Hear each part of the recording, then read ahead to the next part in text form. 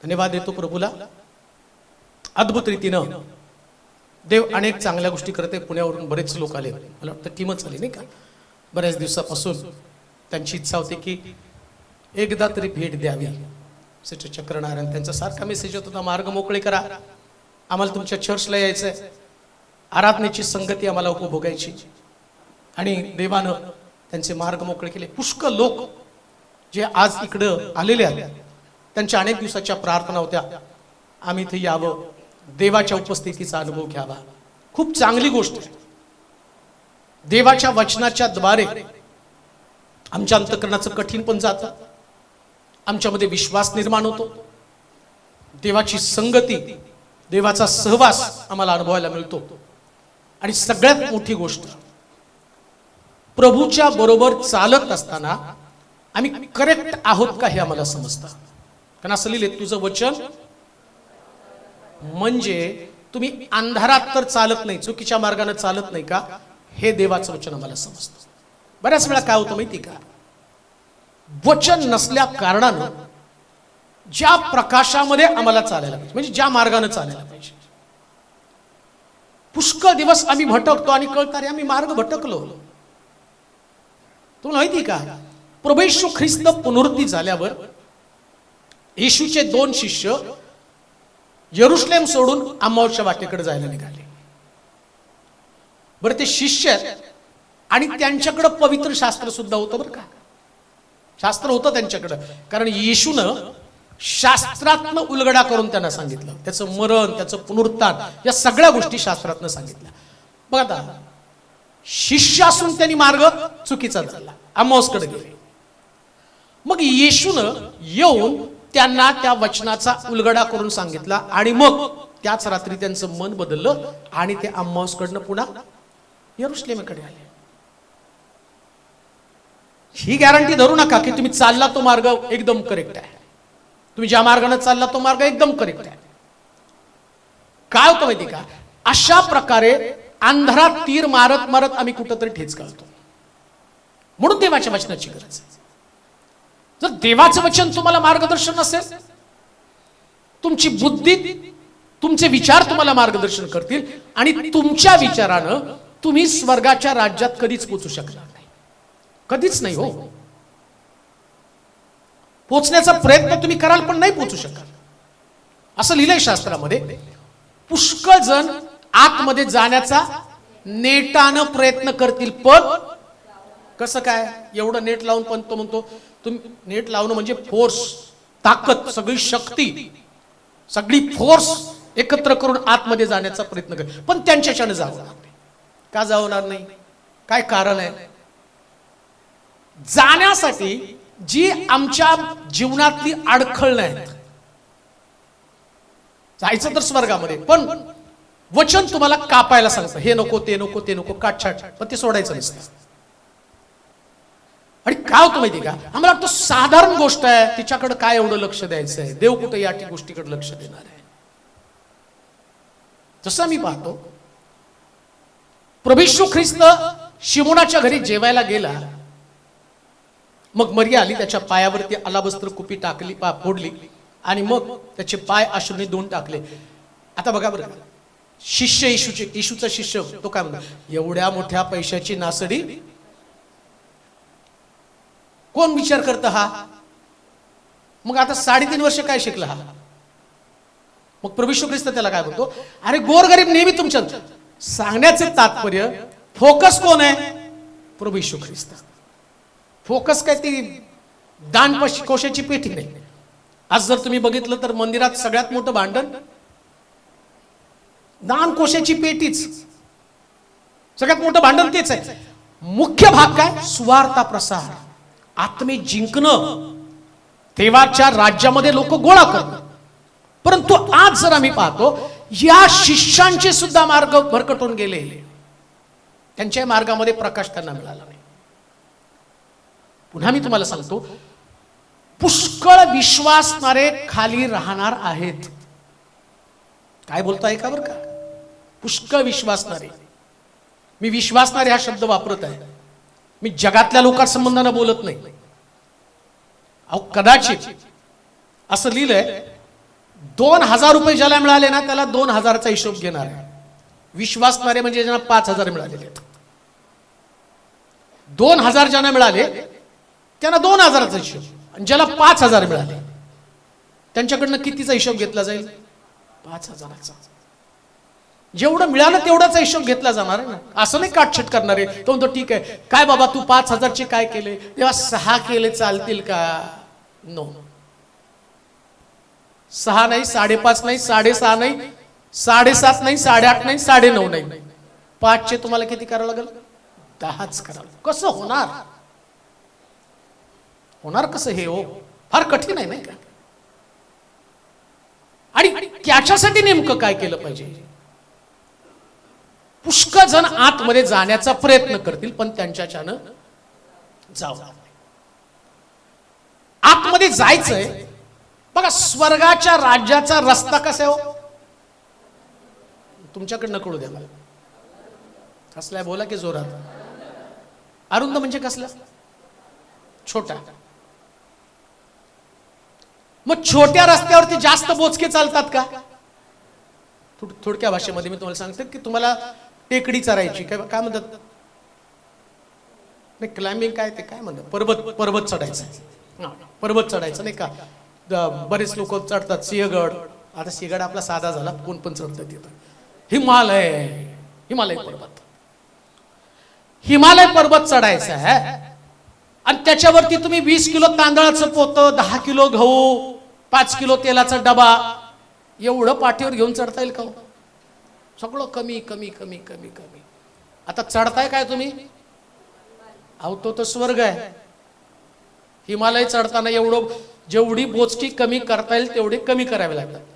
स्वर्गात जायचंय, एवढी बोचकी घेऊन कशी जाता येईल हो? पुष्कळ बोचकी आमच्या डोक्यावरती, खांद्यावरती पुष्कळ बोचकी. रात्री झोपताना प्रार्थना काय? आला तर म्हणता का नाही? गॅरंटीच नाही नेईल म्हणून तर काय प्रार्थना तरी करणार. रात्री प्रभू आल्यावर आम्हाला घेऊन जा. अरे बाबा, स्वर्ग जो आहे तो स्वर्ग नीतिमान लोकांचा, धार्मिक लोकांचा. धार्मिक म्हणजे काय? धार्मिक देवाच्या वचनानुसार जीवन अनुसरणं म्हणजे धार्मिक. ऐका बरं का, धार्मिक म्हणजे नुसती प्रार्थना नाही, धार्मिक म्हणजे नुसतं गीत गाणं नाही, धार्मिक म्हणजे प्रीचिंग पण नाही, धार्मिकता या गोष्टीशी संबंधितच नाही. धार्मिक म्हणजे तुमचं वर्तन, तुझं वचन. म्हणजे काय? मी तुझ्या वचनाच्या प्रकाशामध्ये चालतो. कोणाच्या प्रकाशामध्ये चालतो? पुन्हा मी तुम्हाला सांगतो, जर देवाच्या वचनानुसार तुम्ही चालत नसाल तर स्वर्ग राज्य विचार पण करू नका. विचार पण करू नका. स्वर्ग राज्य ही आमची गरज आहे. मग ही गरज कशी भागणार? हा सुंदर संदेश आहे. एक वचन पवित्र शास्त्रामध्ये असं म्हटलं, युगाच्या समाप्तीपर्यंत मी तुमच्या बरोबर आहे.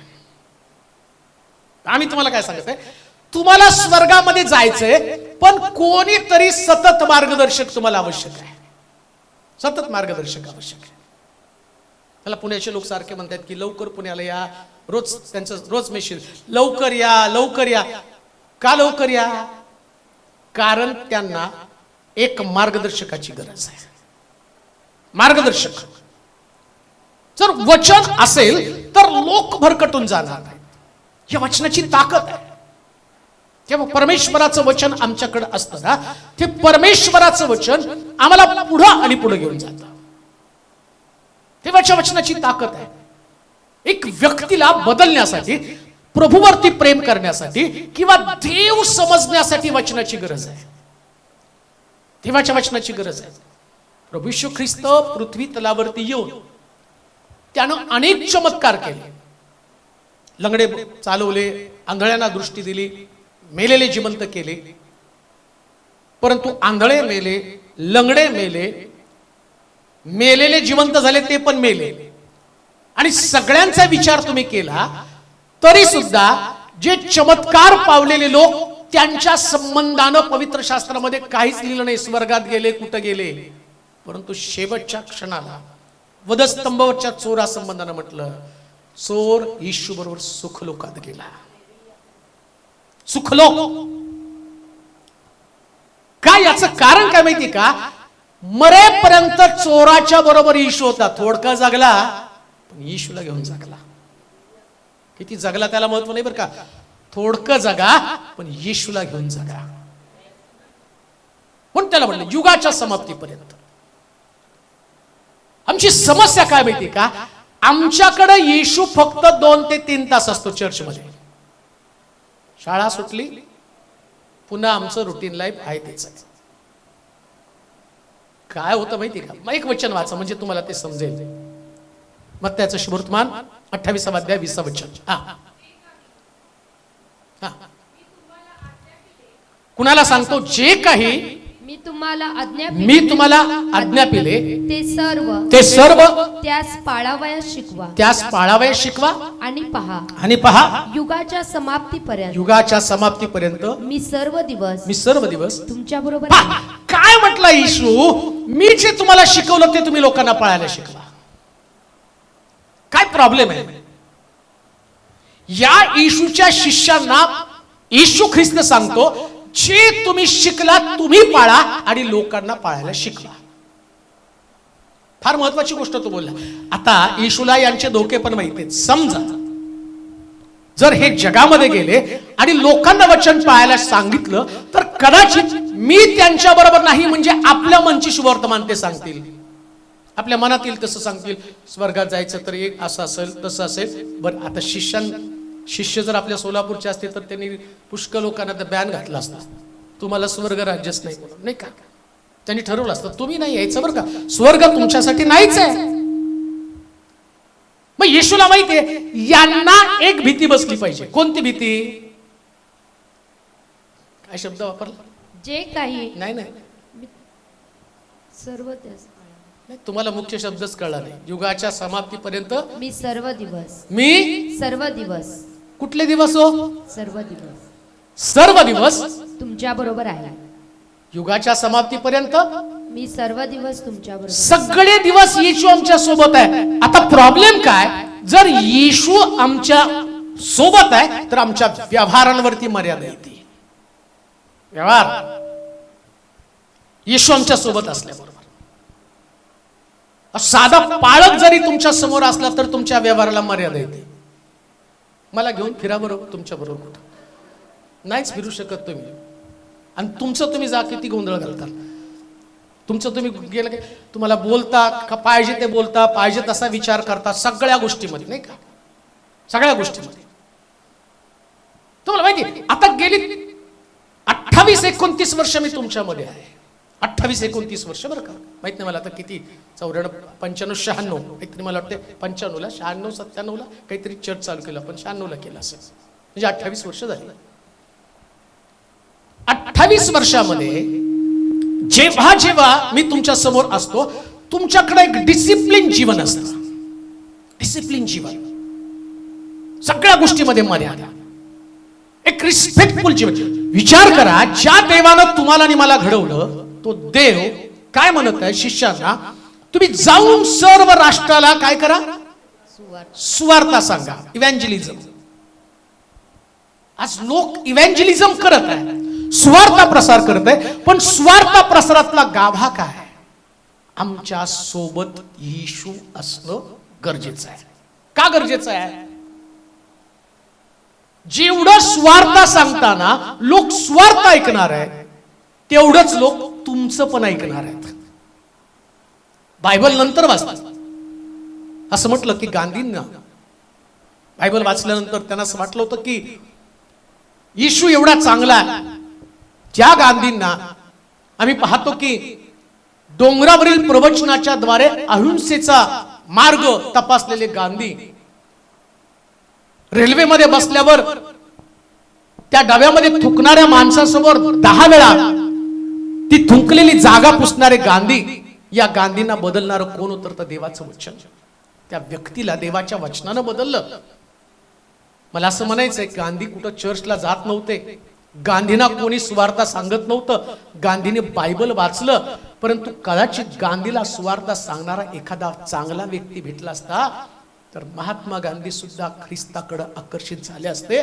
परंतु मला तुम्हाला सांगू द्या, सुवार्तेनं जर लोक बदलते तर याचा अर्थ आम्ही आणि सुवार्ता या दोन गोष्टी एकत्र येऊन जर येशू आमच्या संगती असेल तर गावं आणि शहर बदलायला वेळ लागणार नाही. सगळ्यात महत्वाची गोष्ट, आमच्या सोबत युगाच्या समाप्तीपर्यंत येशू असणार आहे. दोन गोष्टी आहेत. एक, त्याला शिष्यांना सांगायचंय मी सतत तुमच्या बरोबर आहे प्रत्येक दिवशी.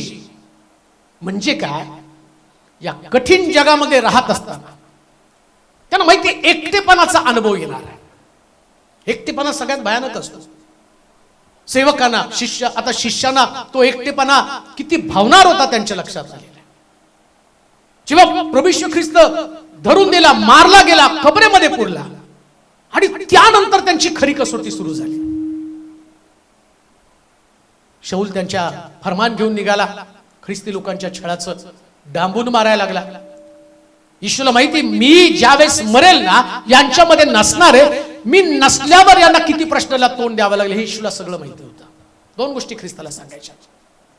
एक, ज्या वेळेस तुम्हाला वाटेल तुम्ही एकटे आहात त्यावेळेस एकटं समजू नका. बघा काय बोलतो ते ध्यानात घ्या. युगाच्या समाप्तीपर्यंत येशू तुमच्या बरोबर आहे. हा किती गूढ अर्थाने प्रभू त्यांच्याशी बोलला. आता या येशूच्या शिष्यांना पेत्राला पकडलं, पौलाला पकडलं, बंदीशाळेमध्ये टाकलं. मंडळी एकाग्रतेने प्रार्थना करत आहे. याच्या अगोदर आता विचार करा, पेत्र बंदीशाळेमध्ये पडल्यावर पेत्राला आठवलं असेल, अरे नाईन गावात गेल्यावर येशू त्या तिरडीवरच्या मुलाला त्यानं जिवंत केलं, त्याला त्या मृत्यूमधनं बाहेर काढलं. लाजरस कबरेमध्ये होता, त्याला त्यानं बाहेर काढलं. आता मला बंदीशाळेतनं कोण बाहेर काढणार आहे? अभिवचन आठवलं. सर्व दिवस तुझ्या आयुष्याचे युगाच्या समाप्तीपर्यंत मी तुझ्या बरोबर असेल. इकडं पेत्र जोशानं प्रार्थना करू लागला, मंडळी पण जोशानं प्रार्थना करू लागला. देव त्यानं अभिवचन आठवलं, दूताला पाठवलं आणि पेत्राची बंदीशाळेतनं सुटका केली. लक्षात ठेवा, ज्या प्रभू तुम्हाला सांगतो युगाच्या समाप्तीपर्यंत मी तुझ्या बरोबर आहे, तो 100% आमच्या बरोबर आहे. कुठेही जा, कुठेही जा, वचन घेऊन सांगत असताना देव तुम्हाला सोडतच नाही. हो, कोणत्याही परिस्थितीमध्ये देव तुम्हाला सोडणार नाही. आणि म्हणून प्रभू आमच्या बरोबर आहे तर पहिली गोष्ट, आम्ही कमजोर स्वतःला समजायचं नाही. कमजोर समजू नका स्वतःला. कोणी तुमच्या सोबत नसलं तरी येशू पुरेसा आहे.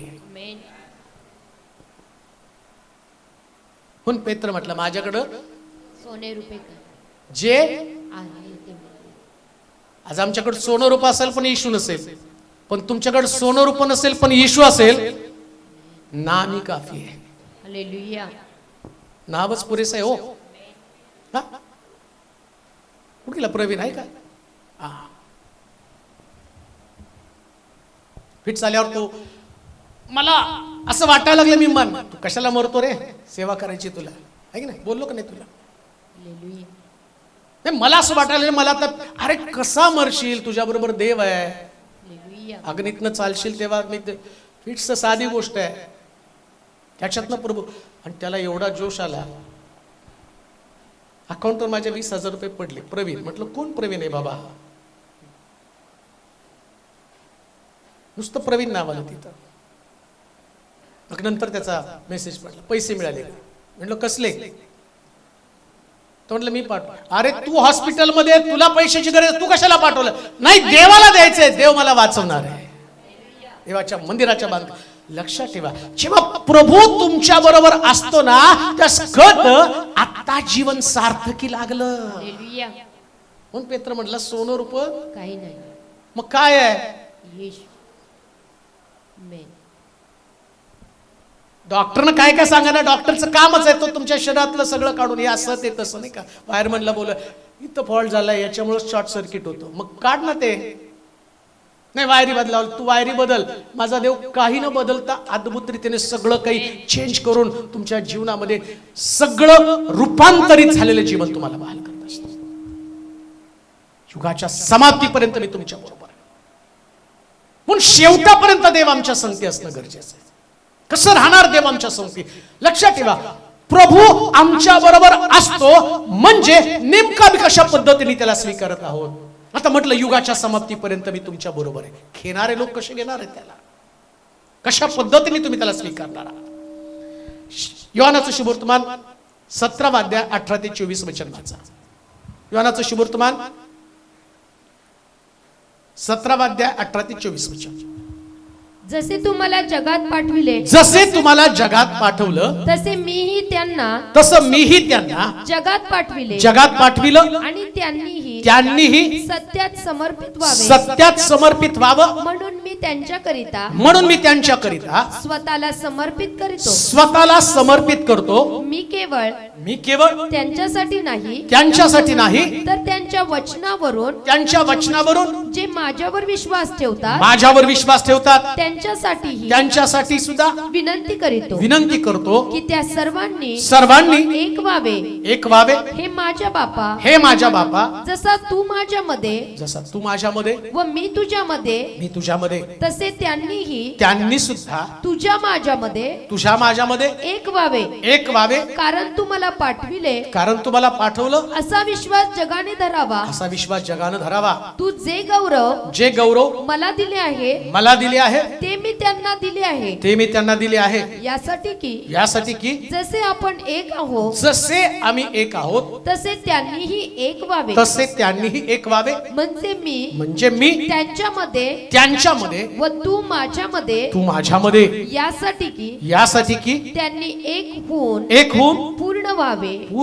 आणि त्यावरून जगाने समजून घ्यावं की तू मला पाठवलं आणि जशी तू माझ्यावर प्रीती केली तशी त्यांच्यावरही प्रीती केली. हे माझ्या बापा माझी अशी इच्छा आहे की तू जे मला दिले आहे त्यांनीही जेथे मी आहे तेथे माझ्याजवळ असावे. काय म्हटला, मी युगाच्या समाप्तीपर्यंत तुमच्या बरोबर. आता हे काय गडबड काय होती आमची. ऐकलं, युगाच्या समाप्तीपर्यंत मी तुमच्या बरोबर आहे, युगाच्या समाप्तीपर्यंत मी तुझ्या बरोबर आहे. मग युगाच्या समाप्तीपर्यंत असलेला देव अचानक का वाटतं तुमच्या बरोबर नाही. तुम्हाला जाणवतो कधी कधी देव माझ्या संगती नाही. कोरडेपणा, एकटेपणा, निराशा, आत्मिक जीवनामध्ये कुठंतरी तुम्ही सॅच्युरेट झाल्यासारखं, तुम्ही कुठंतरी थांबल्यासारखं तुम्हाला वाटत असतं. आणि ती अवस्था फार भयानक असते. प्रभू तुमच्या बरोबर नाही आणि तो सैतान तुम्हाला टोचणी देत असतो की आता तू एकटा आहे, आता तू एकटी आहे, तुझ्यावर देव नाही. मग खरंच प्रभू सोडतो का? सोडतो. कधी सोडतो? येशू ख्रिस्त यरुशलेम येतात आणि शिष्य अम्मावसकडे निघालेले. बरं, प्रभू त्यांची वाट पाहत होता की ते अम्मावसकडनं पुन्हा यरुशलेमेकडे यावेत. बघा, आता येशूनं त्यांच्या बरोबर चालताना काही काळ त्यांना सोडलं होतं, पण जास्त त्या अम्माऊसच्या जवळ गेल्यावर त्याला माहिती आता अम्माऊस मध्ये त्यांचा नाश होणार आहे. आम्ही काय सांगतो ते तुम्हाला समजेल. जिथं मी असावं तिथं काय शब्द वापरला तरी वाचा ते वचन परत. जसे तुम्हाला जगात पाठवलं तसे मीही त्यांना जगात पाठवलं आणि त्यांनी सुद्धा सत्यात समर्पित व्हावे. म्हणून मी त्यांच्याकरिता स्वतःला समर्पित करतो. जिथं मी आहे तो म्हणजे मी त्यांच्यामध्ये व तू माझ्यामध्ये यासाठी की त्यांनी एक होऊन पूर्ण व्हावे. तू जे मला दिले आहे त्यांनीही जेथे मी आहे तेथे माझ्याजवळ असावे. तो काय म्हटला, युगाच्या समाप्तीपर्यंत सर्व दिवस तो म्हटला सगळे दिवस माझ्यावर. आणि आता तो काय म्हणतो माहिती का, जिथं मी आहे तिथं. म्हणजे येशू तुमच्यावर कुठं पण पाण्याच्या टपरीवर येईल, दारूच्या गुत्त्यावरती येईल. अहो प्रश्न तोच आहे. काय म्हटला तो, युगाच्या समाप्तीपर्यंत सर्व दिवस तुमच्या बरोबर आहे. बघा, येशू सगळे दिवस आमच्या बरोबर असावा. पण आम्हाला कधी वाटतं माहिती का, तो आम्ही बेडवरती पडलो, अंतरुणावरती पडलो, मरायला लागलो, प्रभू बाळक साहेब जरा प्रार्थना करा, मला उठव. अरे तो म्हटलं ना, जिथं मी आहे तिथं तुम्ही माझ्या बरोबर असलं पाहिजे. चालता चालता मरीचा आणि येशूच्या नातेवाईकांचा येशू बरोबरचा हात सुटला असं लिहिलंय. आणि येशू कुठं गेला? मंदिरामध्ये जाऊन देवाचं वचन त्याची घोषणा करण्यासाठी बसलेला, देवाच्या मंदिरामध्ये गेला. आणि मग यांनी शोधाशोध केली की येशू कुठे आहे, येशू कुठे आहे. मग त्यांना कळलं येशू हरवला. ते गेले आणि चिडले, रागावले आणि बाहेरून निरोप पाठवले, येशूला सांग. त्याचे आई वडील त्याचा शोध घेत आहे. आतून तातडीचा निरोप आला, येशू तुझे आई वडील बाहेर आहेत आणि त्यांनी तुला विचारत आहे. त्यास येशू म्हणतो, कोण माझी आई, कोण माझे भाऊ? हे समोर बसले, तीच माझी आई, तीच माझा भाऊ. शास्त्रात असं लिहिलं. येशू त्यांना म्हटला, तुमच्या लक्षात कसं येत नाही मी माझ्या बापाच्या घरामध्ये असावं? युगाच्या समाप्तीपर्यंत तो तुमच्या बरोबर असणार आहे, पण जिथं येशू तिथं तुम्ही असलं पाहिजे. येशूला सोडून कसं झालं? तो असल्या प्रकारचा देव नाही निर्लज्ज की तुम्ही कुठेही गेला आणि त्याला दुर्लक्ष करून तुला यायचं तर ये, नाही तर मी चाललो. ते बाकीच्या ठिकाणात चालतं. तुम्हाला यायचं तर या, नाही तर ते बाकी नाही. तो खूप रिस्पेक्टेड आहे. काना गावामध्ये त्याला लग्नाचं निमंत्रण होतं. येशू स्वतः नाही गेला, त्याला निमंत्रण दिलं. लक्षात ठेवा, जरी त्यांनी अभिवचन दिलं, मी युगाच्या समाप्तीपर्यंत तुमच्या बरोबर आहे. हे सांगण्याचं तात्पर्य काय माहिती का? तुम्हाला माहिती असलं पाहिजे तो तुमच्या बरोबर चालण्यासाठी इंटरेस्टेड आहे. त्याला वाटतं तुमच्या बरोबर चाला, त्याला वाटतं त्याची उपस्थिती तुम्हाला. म्हणून मोशे त्याने इतका भारी निर्णय घेतला. तो देवाला प्रार्थना करताना काय म्हणतो माहिती का? तू आला नाही तर मी इथून पुढं. मोशेने रिस्पेक्ट दिला. आता बघा, देव त्याला इतका धोक्याचा इशारा देतो. म्हणजे अरे मला तुझ्या बरोबर यायचंय, तर मी जर आलो तर आणि मला जर पाहिलं तर तू मरशील, तू मरशील. आता मरण हा शब्द ऐकल्यावर त्यानं एकदम ब्लँक व्हायला पाहिजे. ठीक आहे प्रभू, माझ्या बरोबर नको, दुसरं काहीतरी चिन्ह मला दाखव. पण तो मरायला तयार झाला, कारण त्याला माहितीये संगती देव असल्यावर मरण ही कल्पनाच असू शकत नाही. कसं मरणार आहे देव प्रभू असल्यावर? मरू शकत नाही. त्याला माहितीये या देवानं सृष्टी निर्माण करताना शब्द बोलून तिच्यामध्ये जीवन घातलं. जीवन घातलेला देव आहे, मग तो कसं काय मारेल मला? म्हणून मोशे म्हटला, तू माझ्या बरोबर यायलाच पाहिजे. आत्मिक जीवनामध्ये अर्थ काय आहे? जेव्हा प्रभू तुमच्या बरोबर चालतो तेव्हा आपोआप तुमच्यातली दैहिकता मरून जाते. देहानं नाही तुम्ही पाहू शकत. जर तुमच्यामध्ये दैहिक जीवन असेल तर तुम्ही आत्मिक नेत्रांनाच प्रभूला पाहणार आहे. दैहिकता तुम्हाला देवाला कधी पाहता येणार नाही. दैहिकता तुमच्यामध्ये असेल, जेवढं तुम्ही दैहिक जीवन जगाल, जेव्हा तुम्ही देहाला समर्पित व्हा, देहाची इच्छा पूर्ण करा. जेव्हा देहाची इच्छा पूर्ण करता, त्या पवित्र आत्मा तुमच्यातनं निघून जातो. पवित्र आत्मा आणि येशू हे दोन्ही पण तुमच्यातनं निघून जातात. मग इथं प्रभू येशू ख्रिस्त काय म्हणतो माहिती का? जसं आपण एकमेकांमध्ये आहोत तसं त्यांनी सुद्धा जिथं मी आहे तिथं त्यांनी असलं पाहिजे. आज सकाळी हाच प्रश्न आमच्या समोर आहे. जिथं येशू आहे तिथं आम्ही आहोत का? लक्षात ठेवा, तुम्ही मंदिरात आहात म्हणजे येशू मध्ये आहात असं नाही. मंदिरात सगळे चाललेले आहेत, सगळेच मंदिरामध्ये आहेत. यात काही तंबाखू खाणारे असतील, यात काही वाईट बोलणारे लोक असतील, शब्द घातक असतील, यात काही पापकर्म करणारे लोक असतील, यात काहींना ख्रिस्ताची ओळख नसेल, काहींचा बाप्तिस्मा सुद्धा झालेला नसेल. आणि बायबल सांगतो की बाप्तिस्म्याशिवाय स्वर्गराज्य कोणाला नाही. मग आता विचार करा, सगळे तर मंदिरामध्ये आहेत पण वचनात किती आहेत? तुम्ही ख्रिस्तामध्ये आहात म्हणजे त्याच्या वचनामध्ये. आता तुम्ही देवाच्या वचनामध्ये आहात याचा उलगडा कसा होणार आहे? मी प्रभूमध्ये आहे. हा लक्षात ठेवा, सैतान तुमच्या डोक्यात एक कल्पना घालतो, तुम्ही आहे तसे आहात, तुम्ही देवात आहात, तुम्ही देवात आहात, तुम्ही देवात आहात. हे सांगतो कोण माहिती का? सैतान. आता बघा, यरुशलेम सोडून अम्माऊसच्या वाटेकडे जाणारे येशूचे शिष्य, या शिष्यांना घेऊन जाणारा कोण होता? चला बघा तिथं, आणि आता येशू उठलेला आहे, येशू उठला. आणि येशू उठला ही जर बातमी आपण याची चर्चा केली तर लोक पकडून आपल्याला मारतील. आणि मग ते म्हटले नको थांबायला, तिथं गेले. आता विचार करा, हे यांना कोण घेऊन गेले?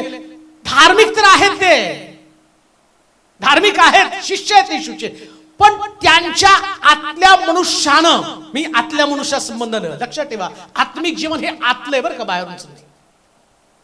नेहमी आत्मिक जीवन हे आतलं असतं. आत्मिक आतमधला मनुष्य, बाहेरचा मनुष्य नाही. तुमचा बाहेरचा मनुष्य तुम्हाला नरकातच नेणार, पण तुमचा आतला मनुष्य जो आहे ना, तो पवित्र आत्मा त्याला आतमध्ये शिकवत असतो. आणि आतमध्ये पहा काय डोक्यात चाललं ना, हे बाहेरून कुणाला कळत नाही. आता इथं सगळे आपण बसलो ना, तुमच्या डोक्यात काही चाललं काही कळत नाही. तसं जर कळलं असतं तर इंदिरा गांधीला मारणारे तिचे असणारे अंगरक्षक त्यांच्याबद्दल तिला कळलं असतं, हे मारणार आहेत, कळत नाही डोक्यामध्ये काय चाललं. पण पवित्र आत्मा काय करतो माहिती का, या आतल्या मनुष्याला सारखं सांगत असतो, तुला माझ्या प्रेरणेनं चालायचंय. प्रेरणेने म्हणजे मी सांगतो तसं. प्रेरणा म्हणजे नेमकं काय माहिती का, जसे तुमचे विचार तुम्हाला वाटतात. आता समजा मी या ठिकाणामध्ये बसलो, मला या ठिकाणामध्ये वाटताना, आता पुण्याच्या लोकांना पाहिलं, मला लगेच फिलिंग झाल्या, एवढे लोक एवढे लांबून येतात, आता पुण्याला जायला पाहिजे, तिथं पण चालू करायला पाहिजे, लोक माझी एवढी वाट बघतात. मग इथं माझे विचार, माझ्या डोक्यातले विचार, मला असं वाटतं पुष्कळ सोलापूरमध्ये सेवा झाली, 30 वर्ष भरपूर या लोकांनी ऐकलंय, 28 वर्ष देवाचं वचन ऐकलं.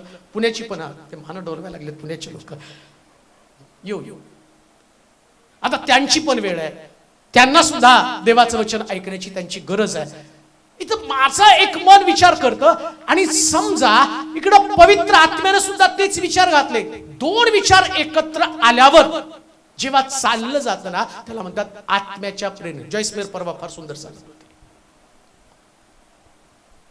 ते म्हटले की मी सुरुवातीला ज्या चर्च मध्ये होते, त्या चर्च मध्ये माझी अतिशय सुंदर सेवा चालू होती. आणि ती सेवा चालू असताना नावलौकिक मिळत होता, पवित्र आत्मा काम करत होता, सगळं काही छान छान चाललं होतं. आणि एकदा देवाचा आत्मा तिला म्हटला की तुला आता इथं थांबायचंय, आणि तुला आता मी सांगतो तिकडे जायचं. ती म्हटली एवढं सगळं मोठं चर्च सोडून कसं काय जायचं, एवढं सगळी मिनिस्ट्री सोडून कशी काय जायचं. तो म्हटला तुला थांबायचं नाही. आणि ती म्हटली मला असं वाटलं नाही एवढं सगळं सोडून कसं काय जाणार. प्रभू म्हटलं नाही, तुला जावं लागेल. विचाराचं युद्ध चालू झालं. पवित्र आत्मा सांगायला तुला एक ठिकाण सोडून जायचंय, प्रभू तुला वापरत आहे. मग ती म्हटली की आता एवढी मोठी मंडळी, एवढं सगळं मी तिथं लिडिंग करते, मी तिथं आणि एवढं छान करते, एवढे लोक मला कौतुक करतात, मला डोक्यावर घेऊन असतात. आणि मग ती म्हटली कन्फ्युजन आलं. आणि तेवढ्या देवाच्या आत्म्यानं तिला सांगितलं, आणि तिने निर्णय घेतला, आणि ती बाहेर पडली. ती त्या दिवशी जर मी देवाचं ऐकलं नसतं तर आज एवढे जगभर सुवार्ता प्रसार करू शकले नसते. याला म्हटले आत्म्याच्या प्रेरणेनं चालणं. जेव्हा पवित्र आत्मा तुम्हाला आंतरिक गोष्टी सांगत असतो, त्या तुमच्या देहाला कदाचित पटणाऱ्या गोष्टी नसतात, त्या तुमच्या देवाच्या दृष्टिकोनातलं, आणि सगळं तुम्हाला असं वाटतं की अशक्य असंभव आहे. परंतु देवाचं प्लॅन, देवाची योजना, देवाचं कॉलिंग आणि देवानं दिलेल्या महान गोष्टी तुमच्या लक्षामध्ये कशा येणार आहे. मग प्रभू येशू ख्रिस्त काय म्हणतो, याच्यासाठी मी जिथं आहे तिथं तुम्ही असलं पाहिजे. म्हणजे काय हो बघा, आता प्रभू येशू ख्रिस्त क्रुसावरती जाणं हे देवाची योजना होती. नीट ऐका बरं का, कसं सांगावं याच्यामधलं गुपित रहस्य युगाच्या समाप्तीपर्यंत मी तुझ्या बरोबर असेल. हे कसं तुम्हाला समजावून सांगावं मला समजत नाही, परंतु आम्ही पाहतो प्रभू येशू ख्रिस्त क्रुसावर जाण्याच्या अगोदर देवाने सगळं चित्र त्याला दाखवलं. 500 लोक तोंडावरती थुंकणारे, दाढीची केस उपटणारे, पाठीवरती 39 फटके मारून त्याची पाठ सोलून काढणार आहे. त्यानंतर मी पाहतो डोंगरावरती उपास प्रार्थना करून डोंगरावरती गेला. सैतान तिथे आला, तो मला नमन कर, तुला सगळं राज्य देऊन टाकतो. तिथेही त्याच्या मनात दुविधा आली असेल, काय करावं, क्रुसावरती जाण्याची गरज लागणार नाही, याला नमन केलं. तरी सुद्धा तो म्हटला नाही, आपला देव परमेश्वर याच्या खेरीज कोणाच्या पाया पडू नको. त्याने त्याला हाकलून लावलं. आता येशू ख्रिस्त शेवटच्या रात्री त्याची प्रार्थना त्याला डिस्टर्ब करत आहे.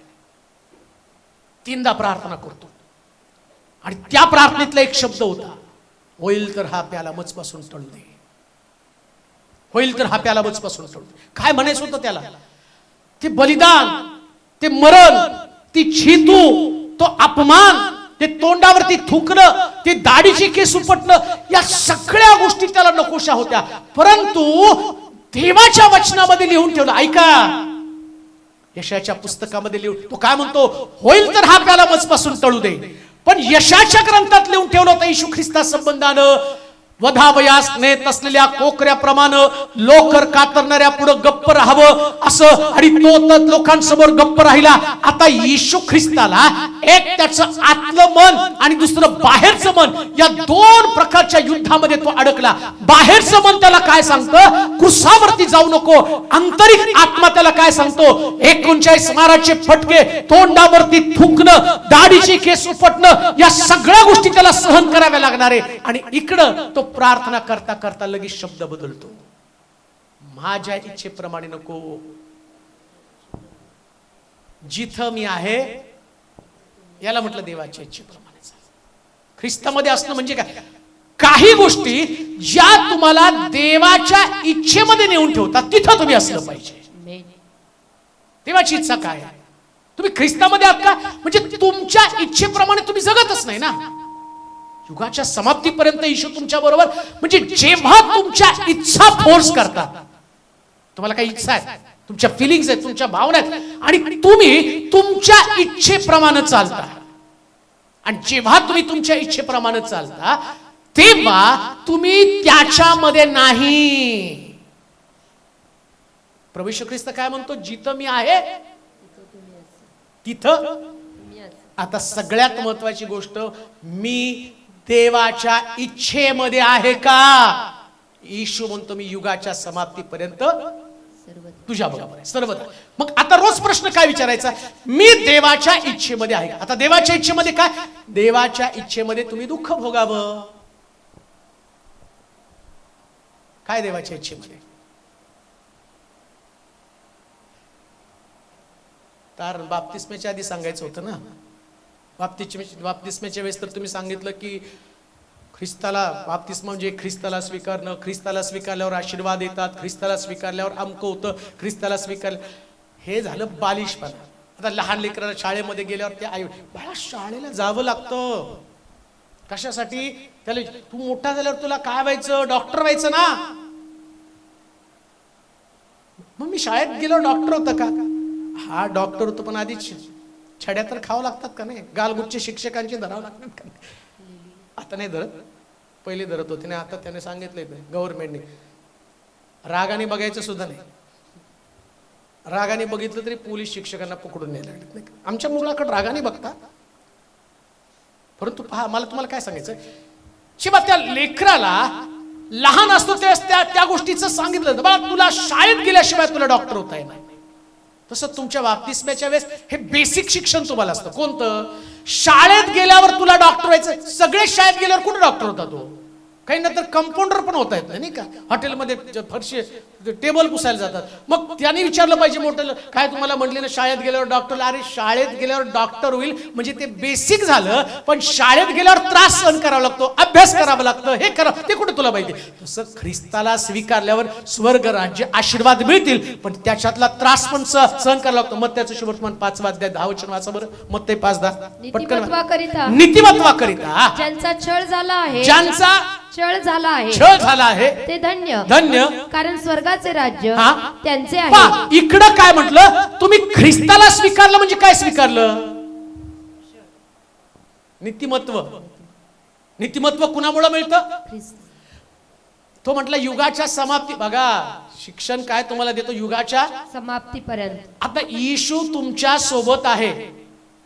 इथं बसल्यावर सगळ्याला एकदम छान वाटतं, नाही आता प्रभू आहे, प्रभू आहे. प्रश्न इथून बाहेर गेल्यावर आहे, प्रश्न इथला नाहीच आहे. प्रश्न इथून तुम्ही बाहेर पडल्याबरोबर तो म्हणतो मी तुझ्या बरोबर आहे ना, मी तुझ्या बरोबर आहे, तर तुझ्या बरोबर नीतिमत्व, धार्मिकता तुझ्या बरोबर आहे. म्हणजे येशू तुम्हाला टोचत असतो, हे करायचं नाही, ते करायचं नाही, ते करायचं नाही, हे सोडावं लागेल, ते सोडावं लागेल, ते सोडावं लागेल. बघा आता नीतिमत्वाकरता काय होतो, बघा कसा छळ होणार आहे, लोकांकडनं नाही बरं का, तुमचा तुमच्याकडनं छळ होत असतो, लोकांकडनं नंतर. पहिले तुमच्याकडनं छळ. बघा आता मला प्रभू येशू ख्रिस्त म्हटलं मी तुझ्या बरोबर युगाच्या समाप्तीपर्यंत. परत ते वचन वाचा, मला पुढे जाऊच वाटणार. जे वचन युगाच्या समाप्तीपर्यंत सगळे मी सर्व दिवस, किती दिवस हो, सर्व दिवस, युगाच्या समाप्तीपर्यंत मी सर्व दिवस, किती दिवस, सर्व दिवस, सर्व दिवस. तो फक्त ख्रिसमसला, रविवारी 1 तारखेला, 31 डिसेंबरला, ईस्टरला, गुड फ्रायडेला तेवढे दिवस नाही. तो म्हटला मी सगळे दिवस. आता सगळे दिवस येशू माझ्या संगते, विचार करा, सगळे दिवस माझ्या बरोबर जर राहिला, सगळे दिवस, अक्षय म्हणतो ना माझं पोरगा नाही, तुरा माझ्या बरोबर, फक्त राहून दाखव, फक्त राहून दाखव. माझ्या बरोबर राहायचं तर सगळी रिस्ट्रिक्शन आहे, एकदम मर्यादा, सगळ्याच गोष्टीला लिमिटेशन. बोलायचं काय, वागायचं काय, सगळ्याच मर्यादा. अमर्याद जीवन जगणारा एकही माणूस माझ्या 5 फुटापर्यंत पण येऊ शकत नाही, येऊ शकत नाही. चॅलेंज आहे माझं, लिमिटेशन्स आहे. बरं आता कोण म्हटलं, कोण सांगतेय? मग येशू युगाच्या समाप्तीपर्यंत तुमच्या बरोबर आहे हे वचन तुम्हाला माहितीये, मग कॅज्युअली कसं जगू शकता तुम्ही? कसं कॅज्युअल जगू शकता? तुम्हाला वाटतं का फक्त त्यांनी तुमच्या प्रश्नांमध्ये तुमच्या संगती असं नीतिमत्वासाठी तुमच्या बरोबर असतो? आता येशू तुमच्या बरोबर आहे म्हणजे तुमचा छळ. तुम्हाला माहिती का, गाढवीच्या शिंगरावरती बसून येशू आला. त्या गाढवीच्या शिंगरावरती येशू बसल्यावर बऱ्याच लोकांनी त्या गाढवाच्या बऱ्याच खोड्या काढल्या असतील. काय माणसं आहेत नाही का, गाढव जरी असलं तर ते सोडत नाहीत. बघा तुम्ही, बघा ते गाढवाला एक कुत्र मागं लागलं होतं, युट्यूबला एक व्हिडिओ होतो, आणि ते सारखं येऊन त्याला चावायचं. गाढवाने 1-2दा बघितलं, नाही कोल्हा होता, कोल्हा, कुत्र नाही कोल्हा. 1-2दा गाढवाने बघितलं, त्याला धरलं दातामध्ये, दाना दाना आपटलं त्या कोल्ह्याला. ते कोल्हा पळता पळता हैराण झाला, पण गाढवाने त्याला सोडलं नाही. मी तुम्हाला काय सांगतो माहिती का, जेव्हा गाढवावरती येशू बसतो ना, त्याच खोड्या होणार, पण तो म्हणतो युगाच्या समाप्तीपर्यंत मी सर्व दिवस तुमच्या बरोबर आहे. तुम्हाला का सांगतो माहितीये का, गाढवाच्या खोड्या जरी लोकांनी काढल्या तरी येशू बसल्यामुळं गाढव पण शांत होतो. हालेलुया. हेच मी तुम्हाला सांगतोय ना, जर येशू तुमच्या बरोबर आहे तर गाढव बदलतं. मी तर म्हणतो गाढवाला वाईट वाटलं पाहिजे, त्याला म्हटलं ना, पोरांना म्हटलं ना, ते गाढवा माझी इज्जत घालवायला लागली. अरे मी तर बदललो. गाढवाला कोणी जर म्हटलं ना, अरे माणसा, तर ते गाढव म्हणे इज्जत गेली माझी, इज्जत गेली. का? गाढवी नाथान संदेश, सॉरी कोण संदेश, काय त्याचं नाव, बलाम संदेश, त्याला पाठीवरती घेऊन निघाली, तर गाढवानं देवाच्या दूताला पाहून थांबलं, पण बलाम संदेष्टा नाही थांबला, मारत होता, चल पुढं, चल पुढं, चल पुढं. गाढवाला माहितीये समोर देवाचा दूत आहे, हातामध्ये तलवार आहे. देवाच्या दूताला पाहून गाढवी बसली. हो, गाढवीच्या शिंगरावरती प्रभू येशू ख्रिस्त बसला, आणि गाढवीच्या शिंगरानं सुद्धा आपलं धार्मिकता, आपलं नीतिमत्व करता छळ. म्हणजे काय माहिती का, कधी कधी तुम्ही प्रभूवर चालताना मानसिक दृष्टिकोनातून तुमचं खच्चीकरण होण्याची शक्यता आहे. हा छळ आहे तुमचा. देवावर चालणं इतकं सोपं नाही. देवाबरोबर चालणं म्हणजे स्वतःच्या भावनेवरती नियंत्रण आणणं, कंट्रोल करणं स्वतःला, तो तुमचा छळ आहे. तुमच्या इच्छेप्रमाणे जगामध्ये कोणतीच गोष्ट घडू शकत नाही, हे देवाबरोबर चालल्याचं चिन्ह आहे. तुम्ही देवाबरोबर चालता, मग तुमच्या इच्छेप्रमाणे काहीच घडणार नाही, सगळं तुमच्या इच्छेच्या विरोधात घडणार आहे. जे तुम्हाला वाटतं ते घडणार नाही, सगळं तुमच्या विपरीत. आणि ते घडत असताना तुम्ही एक नॉर्मल व्यक्तीसारखं जीवन जगता. त्याला म्हटलेलं आहे येशू युगाच्या समाप्तीपर्यंत तुमच्या बरोबर आहे. आता बघा, तुम्ही इथं बसला आणि इकडं कोणीतरी तुमची खोडी काढली. तुम्ही तुमच्या डोक्यात काय, तुम्ही थोड्या वेळ बसायचं, नंतर बरोबर दाखवा. येतं का नाही भावना तुमच्या? येतात हो, नाहीत आल्या तर लगेच तुम्हाला येशू स्वर्गात देईल. या मग सिस्टर ब्रदर या, तिथं थांबू नका, तुमचं सगळं येतात तुमच्यात भाव. मग आता आम्ही काय वचन वाचलं, युगाच्या समाप्तीपर्यंत. मग काय चर्च मध्ये 2 तास बसायला येशू होता आमच्या सोबत. मग घडलं कसं काय? बाहेर गेले गेले येशू गायब झाला. बाहेर गेले गेले जर तुमची भावना, तुमचे विचार सगळं काही बदलतात, याचा अर्थ तुम्ही स्वीकारलंच नाही ख्रिस्ताला, तुम्ही सोडलं. जिथं मी आहे, तुम्ही असं, जिथं मी आहे ते माझ्याजवळ. म्हणजे तुम्ही चर्च मध्ये आहात, पण चर्चच्या बाहेर पडल्यावर तुम्ही कुठे त्याच्यामध्ये असता? तुम्हाला तुमचं जग, आणि विचार करा, तुम्ही तुमच्या इच्छेप्रमाणे चालल्यावरती कसं काय प्रभू तुमच्या बरोबर चालेल? म्हणून कोणी म्हणायचं नाही माझ्या बरोबर देव आहे. कधी कधी आम्ही सगळं झाल्यावर माझ्यावरचा देव तुला दाखवेल. तो म्हणतो मी नाहीच आहे तुझ्या बरोबर. हा तुझा ग्रह आहे, हा तुझा भ्रम आहे. तुला वाटतं तुझ्या बरोबर मी आहे, पण जिथं मी आहे तिथं तू असलं पाहिजे ना. जिथं मी आहे तिथं तुला असायला पाहिजे. अजून एक गोष्ट वाचा, जास्त नको पुढे जाईल. योहानाचं शुभवर्तमान 10 अध्याय 28 वचन. जाऊ द्या, योहान 17:22 वाचा. 17:22. हा, जे गौरव मला दिले आहे मला दिलं आहे ते मी त्यांना दिले आहे, ते मी त्यांना दिलं आहे यासाठी की जसे आपण एक आहोत एक आहोत तसे त्यांनीही एक व्हावे. युगाच्या समाप्तीपर्यंत मी तुमच्या बरोबर आहे. आता तो काय शिकवतो माहिती का? तुमची संगती येशू बरोबर एक जीव असावी. एक जीव संगती म्हणजे काय? तुम्ही ख्रिस्ता बरोबर, पाऊल जसं म्हणतो मी माझ्या ठाई राहत नाही. आता तो एक जीव झाला बरं का. एक जीव होणं म्हणजे काय माहिती का? तुम्हाला तुमच्यामध्ये लोकांनी पाहिलं तर असं म्हटलं पाहिजे की याच्यामध्ये येशू आहे. ज्या लोकांना येशू दाखवायचा नसतो ते गळ्यात क्रॉस घालतात. क्रॉस घातला मी ख्रिश्चन आहे आणि तोंडात बिडी आहे. अमर अकबर अँथनी दारू पिलेला 12 महिने नाही का? बघा, स्मगलर पिक्चर मध्ये स्मगलर ख्रिश्चन, गुंडा. काय चित्रण तयार करून ठेवलं लोकांनी आमचं, कसं दाखवलं लोकांनी आमच्या संबंधानं. का माहिती का? जन्माने ख्रिस्ती आहात पण एक जीव मात्र झालेला नाही. ऐका, एक जीव होणं काय? तो म्हणतो परत वाचा वचन ते, तुझे गौरव मला दिले आहे. तुझे गौरव, कोणतं गौरव? ख्रिस्तीपण हे सगळ्यात मोठं गौरव आहे.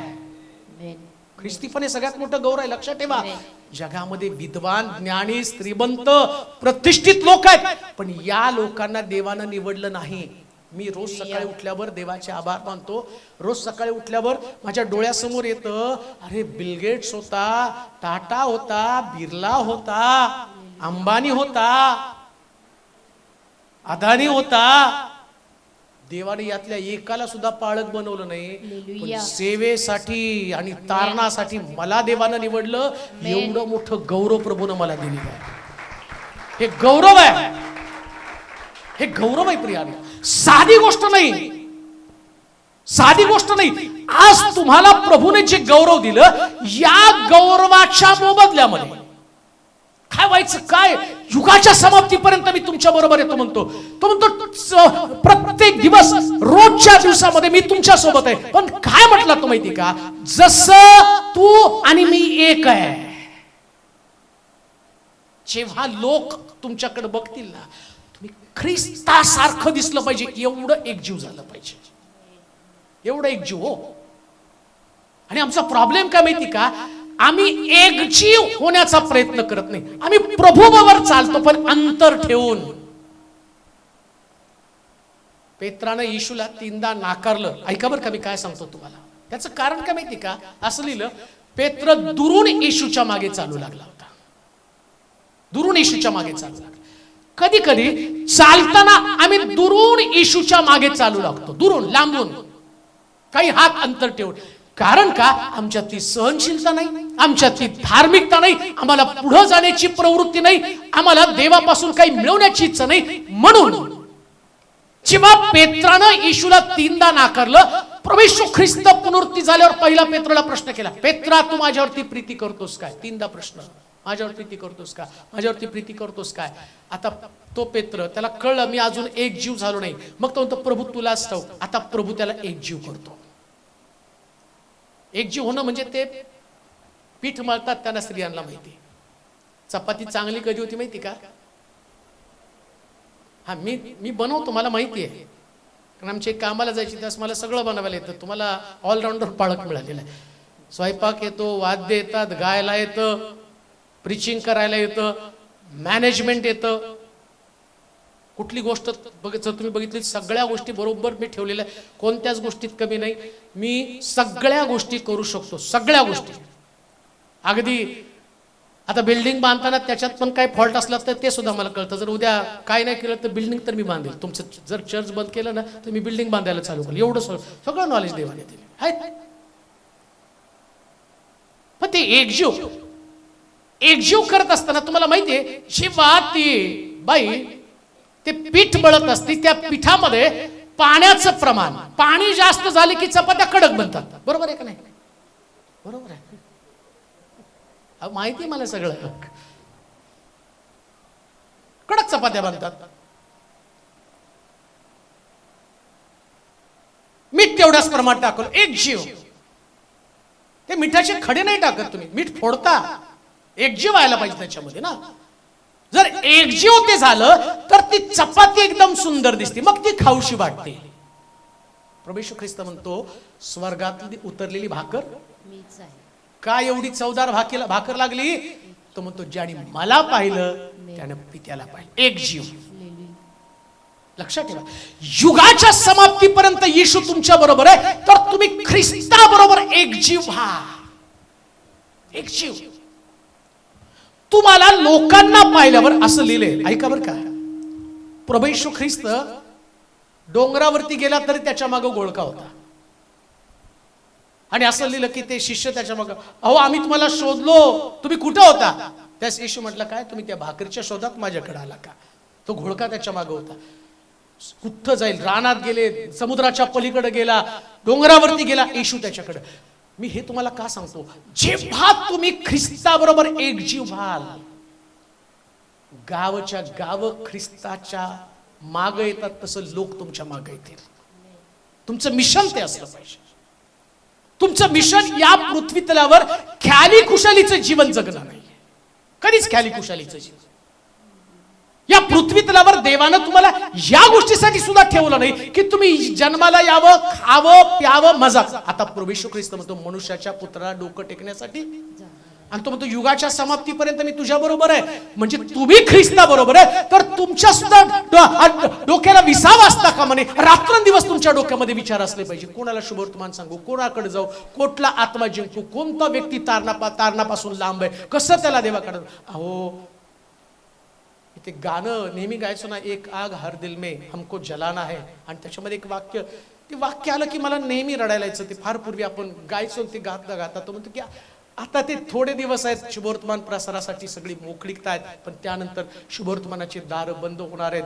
आणि आपण गेली 10-12 वर्ष ते गाणं गात होतो, पण कोणी एवढं गांभीर्याने घेतलं नाही. आता धडाधड सुवार्थेची दारं बंद झाली. आता कुठं सुवार्थेला तुम्ही गेलं ना, सुवार्ता सांगणं एवढं सोपं राहिलेलं नाही. आता पकडतात, मारतात, जेलमध्ये टाकतात. ते दिवस असतील की त्या दिवसामध्ये ना तुम्हाला चर्चमध्ये सुद्धा उपासना करण्यासाठी येण्यासाठी अडखण असणार आहे. एवढं कठीण परिस्थिती झाली. मग प्रभू येशू ख्रिस्ताने म्हटलं नाही का, जोपर्यंत दिवस आहे तोपर्यंतच तुम्ही शुभवर्तमान प्रसाराची संधी साधा. एकदा दिवस हातात निघून गेल्यानंतर काही तुमच्या हाती लागणार नाही. म्हणून त्यानं म्हटलं, मी युगाच्या समाप्तीपर्यंत तुमच्या बरोबर आहे. जसं पिता आणि मी एक जीव झालं, तसं तुम्ही एक जीव व्हा. एक जीव व्हा देवाशी. राहू नका दैहिकतेमध्ये. आपल्याच कुटुंबाचा, आपल्या जीवनाचा इथपर्यंत मर्यादित विचार करू नका. जेवढं मर्यादित विचार कराल तेवढं तुम्ही ख्रिस्ताशी एक जीव कधी होणार नाही. माझं जीवन लोकांना प्रकाश देणारं जीवन असलं पाहिजे. पुन्हा मी तुम्हाला सांगतो, लोकांना तारणात आणणं हे तुमचं मिशन आहे.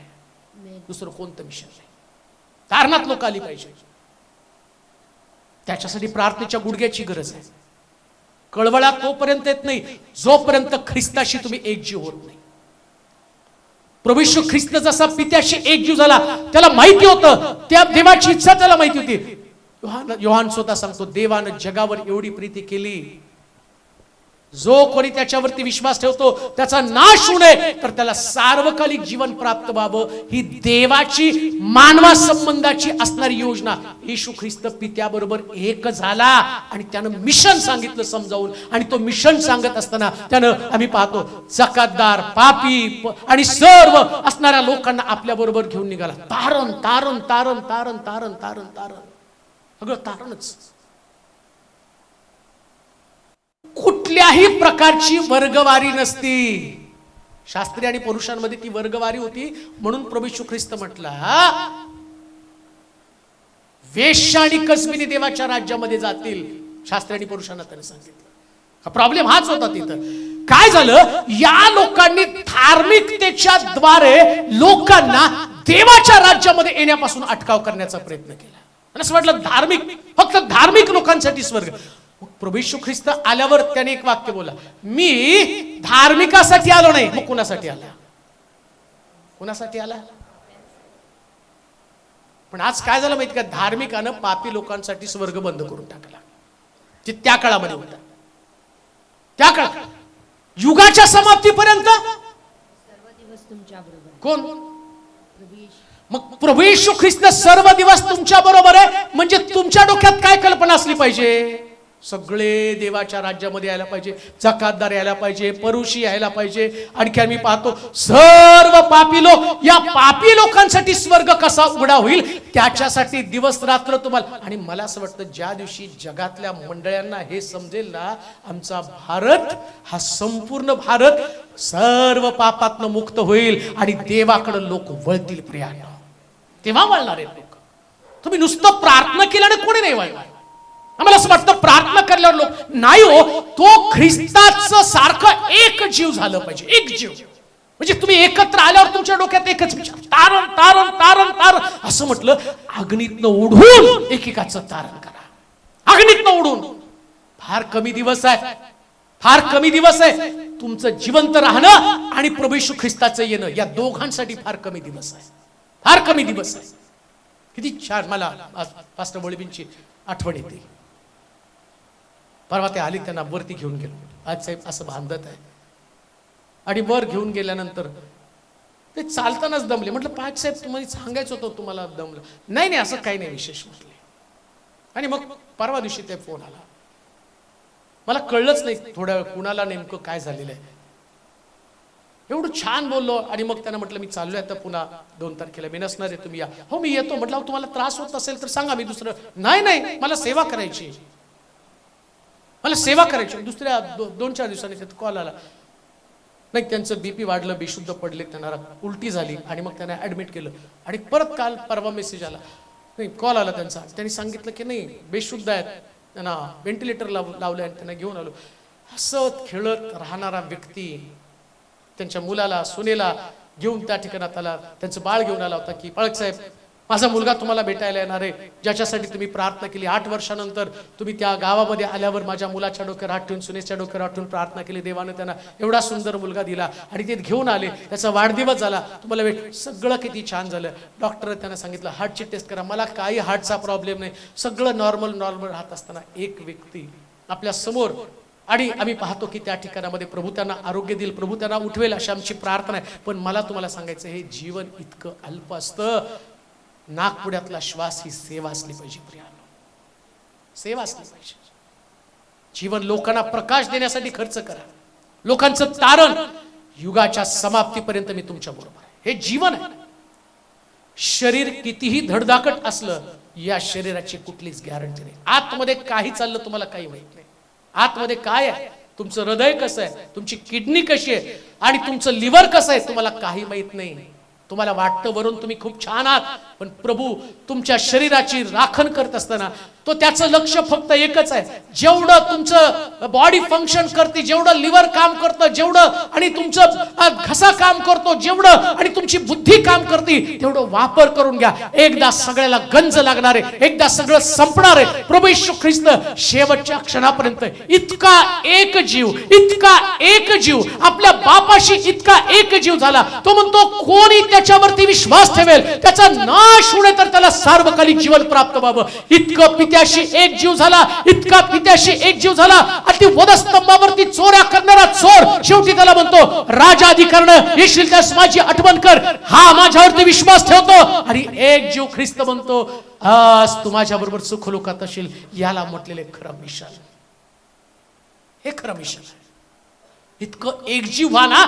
कोणी किती मोठा गुन्हेगार असला तर या गुन्हेगाराला स्वर्ग कसं मिळेल हे तुमचं मिशन असलं पाहिजे.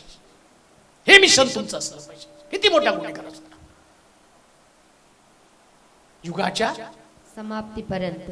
अजून तर तुम्हाला बऱ्याच गोष्टी सांगायच्या राहिल्या, 7 गोष्टी आहेत, परंतु 2 गोष्टीमध्ये एक जीव होणं फार गरजेचं आहे. ख्रिस्तासारखं तुम्हाला लोकांनी बघितलं की ख्रिस्तच दिसला पाहिजे. हा मी जीव तोडून मी तुम्हाला सांगत आहे. कधी कधी माझ्या जीवनाचा मी विचार करताना मला पुष्कळ आजकाल तर मला असं उगाच वाटायला लागलं की माझा घसा राहतो का नाही, कारण आता इतकं बोलून बोलून ना त्या घशामध्ये म्हणजे नाहीच आहे, आता ताकदच राहिली नाही. ते घसा कुठंतरी वेगळ्याच दिशेने चाललं. मला माहिती मी फक्त प्रीचिंग करताना गाणं गाताना सगळं ओके असतं, पण जेव्हा मी नॉर्मल बसतो ना त्यास मला कळतं की नाही काहीतरी गडबड आहे. आणि आता लोकांना फोन केल्यावर लोक तिकडून बोलतात, पाळक साहेब तुमचा घसा ठीक नाही असं दिसतंय. मग माझी तळमळ असते, अरे आज प्रभूनं बोलायची संधी दिली तर मी सगळं सत्य सांगून मोकळं करणं गरजेचं आहे. कारण ज्या दिवशी माहित नाही प्रभू किती दिवस बोलायला, कारण शेवटी देव आहे, तो त्याला माहितीये की त्याला काढायचं दुसऱ्याला ठेवायचं. देवाचं काम तसंच असतं. एलियाला घेऊन गेला, अलिशाला पाठवलं, असं देव करत राहतो, त्याच्यामध्ये काही विशेष नाही. मला माहिती जोपर्यंत पृथ्वी तलावर जोपर्यंत माझा घसा सही सलामत असेल तोपर्यंत लोकांना तारण तारण तारण तारण आणि प्रभूकडे आणणं, ही तळमळ घेऊन एक जीव ख्रिस्ताबरोबर होणं, प्रभूच्या राज्यासाठी लोकांना तयार करणं. जर देवाचं वचन त्यांच्याकडे गेलं नाही आणि मृत्यू आला तर मृत्यूनंतर अनेक आत्मे नरकामध्ये असतील, अनेक आत्मे यातना भोगत असतील, परंतु प्रभू आम्हाला सांगत आहे युगाच्या समाप्तीपर्यंत मी तुझ्या बरोबर आहे. आणि जर देव आमच्या बरोबर आहे तर ती तळमळ, ती आमच्या अंतःकरणातलं पॅशन जे ख्रिस्तासाठी, देवाच्या राज्यासाठी, देवाचं राज्य लोकांना समजावून सांगण्यासाठी काय आमच्याकडे ते पॅशन आहे का? हे प्रभू आमची प्रार्थना असली पाहिजे. जसा येशू म्हणतो तू आणि मी एक आहे, तसं यांनी माझ्या बरोबर एकरूप व्हावं. एकरूप व्हा, एकरूप व्हा. देवाचं राज्य जवळ आलंय. ढगावरती बसून येणारा ख्रिस्त जो येईल त्यास तुमच्या बरोबर हजारो आत्मे असलेलं त्याला दिसू द्या. हजारो आत्मे, नुसतं आपला परिवार, आपली मंडळी आणि आपल्या मंडळी पुरतं मर्यादित जीवन जगू नका. तुमच्या पुरतं मर्यादित जीवन जगू नका. तुम्हाला त्याच्या बाहेर पडायचंय. जसं ख्रिस्त साऱ्या जगासाठी क्रूसावरती अर्पण झाला, साऱ्या जगासाठी, एका व्यक्तीसाठी नव्हे. तो म्हणतो इस्रायल मधली हरवलेली मेंढरं शोधण्यासाठी आलो, परंतु त्यानं त्याची व्याख्या बदलली आणि तो म्हणतो या थोंड्यापासून मी अब्राहामाची संतती निर्माण करेल. आता आमची परिस्थिती आम्ही बदलावी.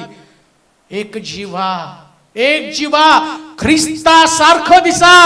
जेव्हा लोक तुम्हाला पाहतील त्यास तुम्ही एक जीव झालेला दिसा. एक जीव प्रियांनो, एक जीव, एक ख्रिस्तासारखं असलं पाहिजे. म्हणून शास्त्र म्हणतो युगाच्या समाप्तीपर्यंत मी तुम्हा बरोबर असेल, तुमच्या बरोबर. जेव्हा ख्रिस्त आमच्या बरोबर असतो ना त्या आत सगळं वेगळं असतं. हे हृदय इतकं प्रीतीने भरलेलं असतं. हे हृदय एवढं सेवेने भरलेलं असतं. जगण्याचा दृष्टिकोन बदललेला असतो. प्रभूवर चालणं, जसं पौल म्हणतो जगणे ख्रिस्त, मरणे मला लाभ आहे.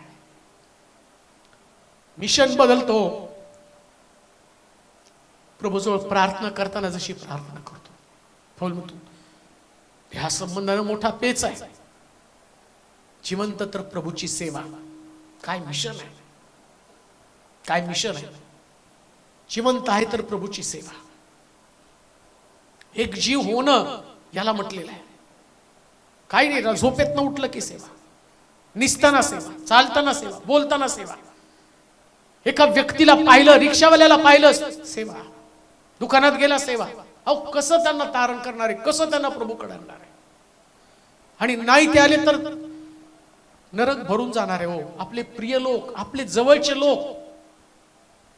पुन्हा मी तुम्हाला सांगतो, परिस्थिती इतकी भयानक असेल, वेळीच तुम्हाला सेवेचं महत्व कळलं नाही ना तर तुमच्या परिवारातले कित्येक लोक तर नरकामध्ये पडलेले असतील. फार कठीण परिस्थिती असणार, फार कठीण. गरजणाऱ्या सिंहासारखा कोणाला खावं, कोणाला गिळा म्हणून तो टपलेला आहे.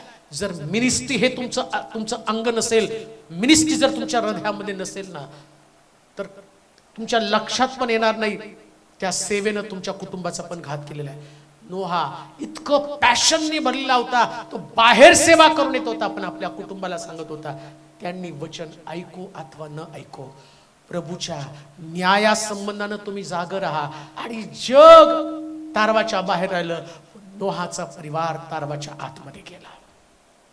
याला म्हटलं एक जीव, एक जीव, एक जीव व्हा, एक जीव व्हा. प्रभू आणि तुम्ही एक व्हा. दिसू देऊ नका दुसरं तुमच्यातलं काय. लोक तुमच्याकडे पाहिल्यावर तुमच्या चेहऱ्यावर देवाचं राज्य दिसू द्या, स्वर्ग दिसू द्या. जेव्हा तुमच्याकडे पाहतील, येशूकडे पाहिल्यावर लोकांना नुसती आशा वाटत होती, हा मसीहा, हा उद्धार करता, हाच माझ्या मेलेल्या मुलाला जिवंत करेल, हाच माझ्या घरातलं संपलेलं मला पुन्हा देईल. डोंगरावरती पण आशा होती, आमची भूक हाच भागू शकेल. इतकं एक जीव हा. लोक तुमच्याकडे पाहतील त्यावेळेस तुमच्याकडे पाहिल्यावर त्यांना आशा दिसू द्या. फार थोडकं जीवन आहे. पुन्हा मी तुम्हाला सांगतो, मी भावुकपणा संदेश देत नाही, मला ते करायला पण आवडत नाही, परंतु एक पॅशन आहे. हा आत्मा सांगतो, हा पवित्र आत्मा सांगत आहे, लोकांना समजा. दिवस थोडक्यात आणि थोडक्या दिवसामध्ये प्रभूच्या जवळ असणं अतिशय गरजेचं आहे. आपले डोळे आपण बंद करूया, आपल्या जागेवरती उभं राहूया.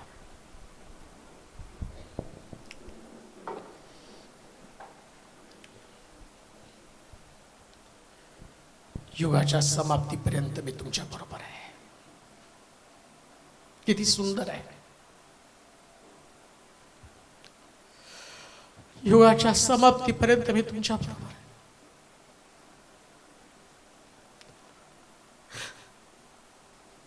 कधी समजलोच नाही आम्ही ते.